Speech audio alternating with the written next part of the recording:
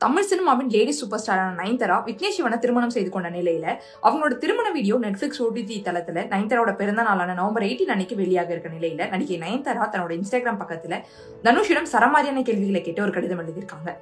அதுல மதிப்புக்குரிய Dhanush K Raja, son of Kasthuri Raja, brother of Selvaraghavan, பல தவறான விஷயங்களை சரி செய்வதற்காகவே வெளிப்படையான இந்த கடிதத்தை உங்களுக்கு எழுதியிருக்கிறேன். உங்கள் தந்தை கஸ்தூரி ராஜா அவர்களுடன் உறுதுணையோடு சிறந்த இயக்குனரான உங்கள் அண்ணன் செல்வராகவன் இயக்கத்தில் திரைத்துறைக்கு வந்து பிரபல நடிகராக மாறியிருக்கும் நீங்கள் நிச்சயம் இதனை புரிந்து கொள்ள வேண்டும்.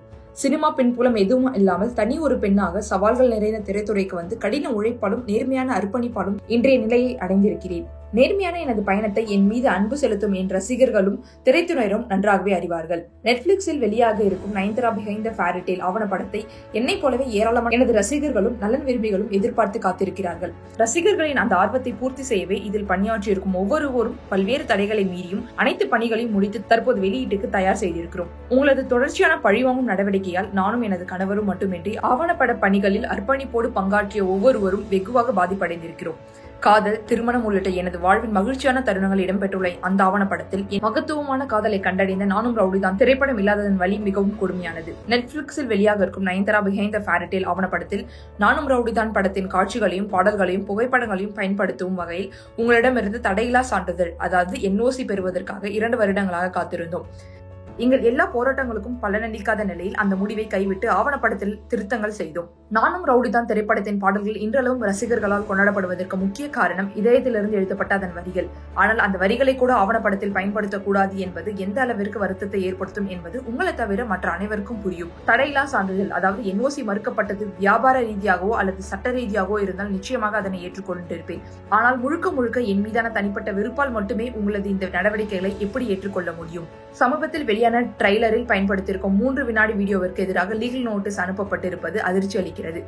அதிலும் தனிப்பட்ட முறையில் எடுக்கப்பட்ட ஏற்கனவே இணையதளத்தில் பகிரப்பட்ட ஒரு காட்சிக்கு 10 கோடி நஷ்டஈடு கேட்டிருப்பது மிகவும் வினோதமாக இருக்கிறது.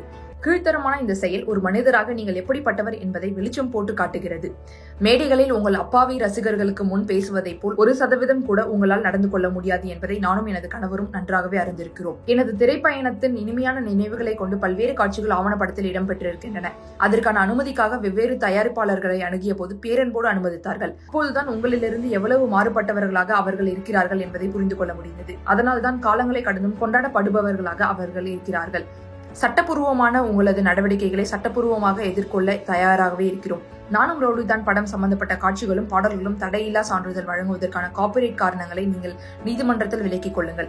ஆனால் கடவுள் மன்றத்தில் நாங்கள் தெளிவுபடுத்த வேண்டிய சில விஷயங்கள் இருக்கின்றன. நானும் ரவுடி தான் வெளியாகி 10 ஆண்டுகளை கடந்த பின்பும் உங்களது இழிவான செயல்களை மறக்கும் வகையிலான போலியான முகமூடியை அணிந்து கொண்டு உங்களால் வலம் வர முடியும். ஆனால் தயாரிப்பாளராக பெரும் வெற்றியை கொடுத்து ரசிகர்களால் இன்றளவும் கொண்டாடப்படும் ஒரு திரைப்படத்திற்கு எதிரான உங்கள் கடும் சொற்களை என்னால் ஒருபொழுதும் மறக்கவே முடியாது.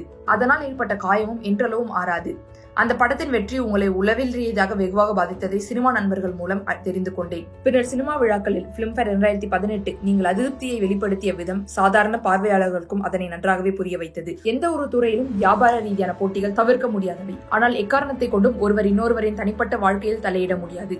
அநாகரிகமான அந்த செயல்களை செய்வது உங்களை போன்ற பிரபலமான நடிகராகவே ஆனாலும் தமிழ்நாட்டு மக்கள் அதனை ஏற்றுக்கொள்ள மாட்டார்கள். கடந்த காலத்தில் உங்களோடு பயணித்தவர்களின் வெற்றியை எந்த கோபமும் இல்லாமல் சமாதானத்துடன் ஏற்றுக்கொள்ள வேண்டும் என இக்கடிதத்தின் வாயிலாக கேட்டுக்கொள்கிறேன். இந்த உலகம் எல்லாருக்குமானது. கடின உழைப்பால், கடவுளின் ஆசீர்வாதத்தால், மக்களின் பேரன்பால் சினிமாவில் எந்த பின்புலமும் இல்லாத ஒவ்வொருவரும் இங்கு வெற்றி பெறுவதும் குடும்பத்துடன் மகிழ்ச்சியாக வாழ்வதும் உங்களை எந்த விதத்திலும் பாதிக்காது. அடுத்த இசை வெளியீட்டு விழாவில் இது எதுவுமே நடக்கவில்லை என மறுத்து கற்பனையாகவே சில கதைகளை புனைந்து அதனை உண்மையைப் போலவே நீங்கள் சொல்வதற்காக வாய்ப்புகள் அதிகம்.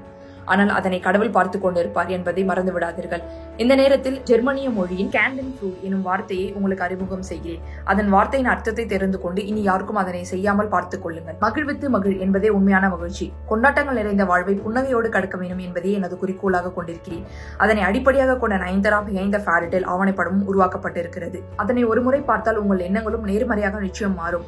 எல்லா மேடைகளிலும் நீங்கள் சொல்லும் ஸ்ப்ரெட் லவ் என்பதை வெற்று வார்த்தையாக மட்டுமின்றி வாழ்க்கையிலும் கடைபிடிக்க வேண்டும் என இனி நானும் கடவுளிடம் பிரார்த்தனை செய்கிறேன் அப்படின்னு ஒரு 3 பக்க கடிதத்தை நயன்தாரா தன்னோட சோசியல் மீடியால ஷேர் பண்ணி தனுஷை டேக் பண்ணிருக்காங்க. இந்த நிலையில விக்னேஷ் சிவன் தன்னோட இன்ஸ்டாகிராம் ஸ்டோரியில அந்த 3 செகண்ட் கிளிப்பை ஷேர் பண்ணி இந்த கிளிப்புக்கு தான் 10 கோடி கேட்டாங்க, இதை நீங்க ஃப்ரீயாவே பாருங்கன்னு சொல்லி ஷேர் பண்ணிருந்தாரு. அண்ட் அவரோட போஸ்ட்ல லீகல் நோட்டீஸும் தனுஷ் ஆடியோ லான்ச்ல பேசின வீடியோ கிளிப்பும் ஆட் பண்ணி வாழ விடுன்னு ஷேர் பண்ணிருக்காரு. அப்படி மாறுனா அதுக்கு அர்த்தமே இல்லை, அந்த எமோஷனுக்கு அர்த்தமே கிடையாது. இன்னைக்கு உலகம் ரொம்ப ஒரு மோசமான நிலைமை நோக்கி போய்கிட்டு இருக்கு. அவ்வளவு நெகட்டிவிட்டி, அவ்வளவு சுத்தி என்னென்னவோ. யாருக்குமே யார் நல்லா இருந்தாலும் பிடிக்கல, என்ன விஷயமே புரியல. வாழுங்க, வாழ விடுங்க, சிம்பிள். யாரையும் வெறுக்க வேண்டிய அவசியமே கிடையாது.